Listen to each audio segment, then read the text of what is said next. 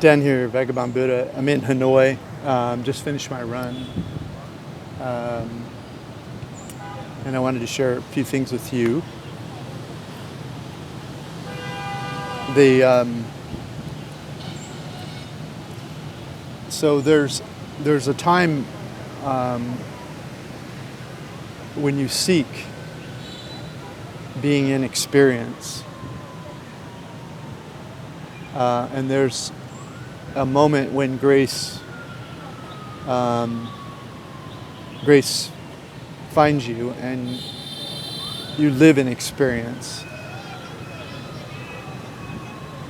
You seek being in experience because it's the end of suffering for human beings, and everyone writes about it. The Buddha, all the greats. Jesus talked about heaven on earth. And by the way, I'm in Hanoi around this gorgeous park, which just trees and people are walking by, and there's a siren. It looks like a political motorcycle parade going by.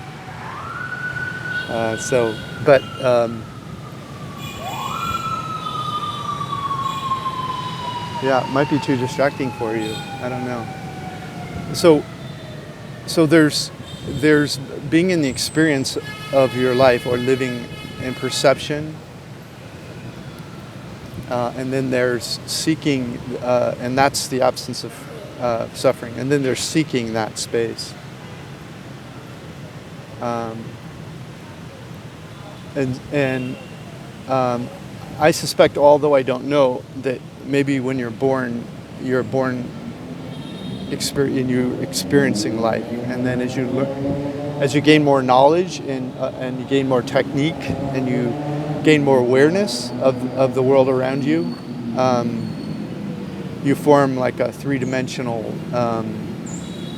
four-dimensional, including time, picture of the world. And it's sort of like your knowledge set. And so when you seek from your knowledge set. And what that means is that you're living from your knowledge. And so you're experiencing perception with knowledge, sort of, or belief in the way, or belief is filtering what's coming through to you. So you're experiencing your beliefs over and over again. And the reason that's painful, that mind state is painful, is because the mind's job is to conform your model of the world to reality, to make it predictive. Your mind wants to make the future predictive so you can make choices that are successful. And so it's very keen on identifying parts of the model that don't match reality. In other words, if you learn about some subject, I don't know, maybe stock investing or something, and you spend years learning about it, and you make predictions and you buy and everything's fine, your investments are growing, and then one day you just get hammered really hard. And that means you didn't sell before that event. And the pain comes not just from the fact that maybe you lost money on the investments, but also the pain comes because you see for a moment that your model doesn't match reality. And so there's pain in the judgment of self. And some of us are able to use that and change the model so the mind is better at predicting the future next time. Others go into denial and they start blaming everyone around them for why they lost money or why the model isn't true. It's other people's fault, not me. And so those are both mind things. The model is conforming throughout your life as new data is collected. And so that's the mind's space or job, right? It's to watch what happens and see whether or not it matches the model, and then to change the model to be more accurately predictive. And that space is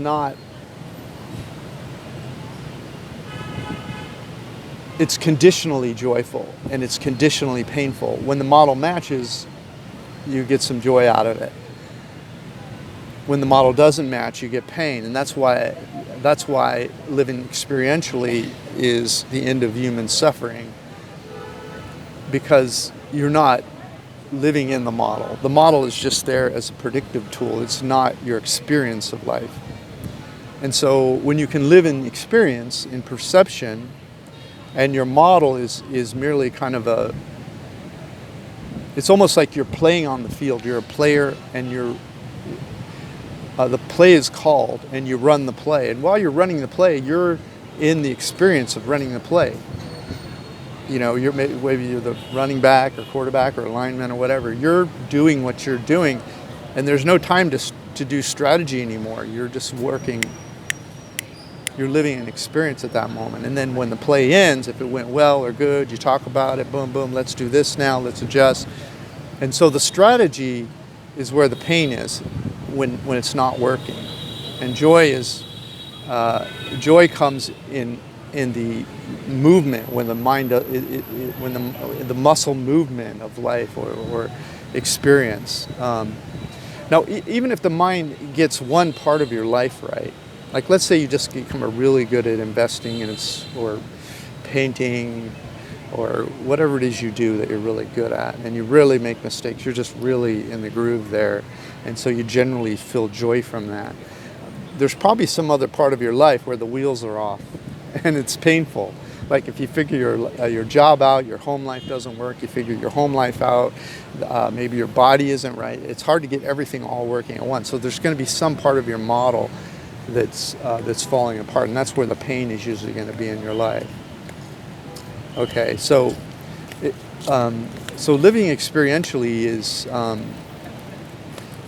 applies to everything. So maybe your model has different knowledge sets that need to be confirmed as you collect data and make the model better and more successful. But really, you have to wake up and you have to live in your experience on a daily basis. You cannot live in the model, and that's why humans suffer, because they live in the model. It's almost like there's no space around the model. They're only living on the problem. They can't see anything else around the problem. The mind has an opinion about how to solve the problem, but if it's grinding like that, it means it doesn't know how to solve the problem. It's adapting the model. Try this, try that, do something, fix this damn thing, it's too painful. And that's not the way to live. So you have to live in experience. And so over the years, that's what really gurus have been trying to verbalize. And the problem is that words are in the model, right? Words don't really describe what's happening. The words sort of are like a summary, and that's why when we use words to describe a model and share it with another person, when they try to execute that model, it doesn't work like when we do it, because not all the words are there. Maybe they're not even enough words. And that applies to experience too. And that's why living in your experience is a grace. It's almost like a surrendering to the idea. Your mind has this idea that you're going to get it right, and if you get the model right, it's going to work every time perfectly. And that's a fable, right? Because the conditions are changing. The model is good for 20 minutes, an hour, 2 years, 10 years. Eventually, the conditions change, and whatever model you're operating under is no longer going to be a perfect model, because the world's a dynamic place. And so you have to ultimately live in your experience, and that's why you're looking for this grace of living in experience. So getting back to this idea of a seeker, when you're seeking living experientially, what that means is that you're in your model now, and you have this model of what experience is, what living experience is, and guess what? It's like all the other models. It's not right.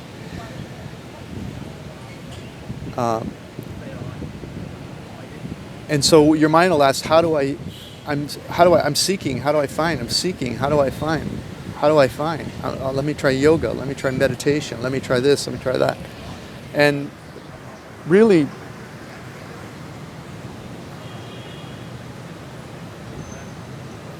the thing that wants something else is the thing that's the problem. It's the whole idea that something's wrong is the mind. I'm not experiencing correctly. I'm not experiencing correctly. I'm not experiencing correctly. That is the problem that you're trying to see from the outside, if you will. You want to take that and go, oh, my mind wants to experience correctly, and that's not what experience is. That's my mind's model of experience. It wants me to feel this thing that it thinks is experience that is wrong. Do you get that? Your mind wants you to feel this thing that it thinks is experience, and it's wrong. Your mind wants you to feel this thing that it thinks is experience, and it's wrong. And so you have to begin to see, oh, my mind that I'm looking through, it wants to experience this thing. My mind wants to experience this thing, and I'll know it when I find it, because I'll find this thing I want to experience. I want to experience it. I want to experience it. And you're trying to experience something that's wrong. Do you get it? Experience isn't a thing. It's perception itself. It can't be wrong. You're already experiencing it. In fact, to see the model, to observe that you have a model that's wrong, you have to be an experience. The model is something you're experiencing, just like the tree behind me, just like the wind, everything. And what you've done is you've collapsed your whole concentration into the model, and what you need to do is take a deep breath and just be perception itself. You need to give up on the idea that you're going to find a model that's wrong, and just be experience itself. Your body doesn't begin or end. Time doesn't begin or end. Experience doesn't have those definitions. It's being. Your opinion about what experience is no more relevant than any other information arriving at you in perception. Your thought about what experience should be is no more relevant than the wind that's touching your arm. It's no more relevant than the ant crawling across the ground near you. What your mind thinks about experiencing life is no more relevant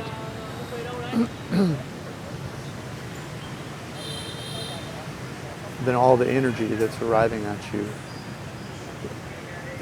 There's perception arriving at you, and light waves and sound waves and smells, and it's flowing through you, and it's in everything around you. And it's that perception of life that's an experience, not what you think it should feel like. A tree is not what you paint when you paint a tree. That's what a conception of experience is. You can have a conception of a tree when you paint it, and you paint the conception, but it's not the tree. And then you can be with the tree. You can be with the ground. You can be on a big piece of dirt that's hurling through the universe. Or you can think about mathematically how it all works and how gravity works. Those are all mind functions. Experiencing life is being in perception before a thought occurs. And those are just words. They're still no better than if you capture those words and try to alter the experience that he's doing it different than me. Okay, now I want the air should be on my skin and the ant crawling on the walleye. That's the model, and then you're looking for that. That's not it. It's the actual. It's the actual. It's not you thinking about what it should be. It's the actual experience. It's sort of a letting go. It's like giving up on this concept that you're going to figure it out and just living in the environment around you. But it's not you living in the environment. It's experience living in the environment before a definition of it, before the definition of you. You're irrelevant. You're irrelevant to being. Being is. And that's why some people call it like being with God, because God is all. And our point of view is not all. Our point of view is our mind working. All is being with God because it's being perception before your thought about perception arrives. It's being with God because the energy of all flowing through you is God.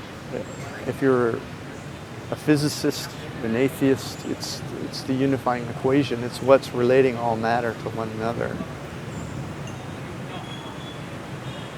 And so this idea that you're going to figure it out, and once you get the model and you experience it, then your mind's going to be able to help you find perception. No. Your mind is like the wind. Your mind is like a tree. It's just one of the things talking. Make a phone call. You have to sweep the driveway. Oh, don't put the gas in the car. It's like the wind. It's not. You don't attach meaning to it. It's just a list of things to do.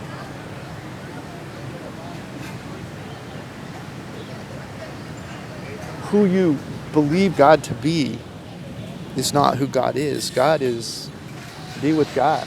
Let go of all the ideas you have about who God is or what enlightenment is, and just be in the world. Let go. Still words. At some point you have to make believe. Just let go. Just be in the world. And don't take yourself so seriously. In fact, just let the whole idea of yourself go. And trust me, you won't forget a thing. Your mind will be there. It's still going to be do this, do that, do this, do that.